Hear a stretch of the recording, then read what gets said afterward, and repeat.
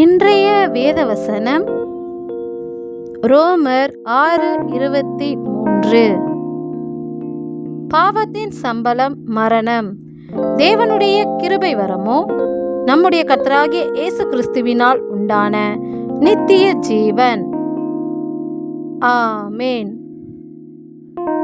எப்படியெனில் இப்பொழுது நீங்கள் பாவத்தில் நின்று விடுதலையாக்கப்பட்டு தேவனுக்கு அடிமைகளானதினால் பரிசுத்தமாக்குதல் உங்களுக்கு கிடைக்கும் பலன் முடிவோ நித்திய ஜீவன் என்ற வார்த்தையின்படி மரணத்தை தரும் பாவத்திற்கு அடிமைகளாயிருந்த நம்மை அவருடைய கிருபையினால் அவருக்கு அடிமையாக்கினதினால் அவருடைய பரிசுத்தம் நமக்கு உண்டானது. இந்த பரிசுத்தமாக்குதலால் நாம் நித்திய ஜீவனை பெற்றுக்கொள்கிறோம்.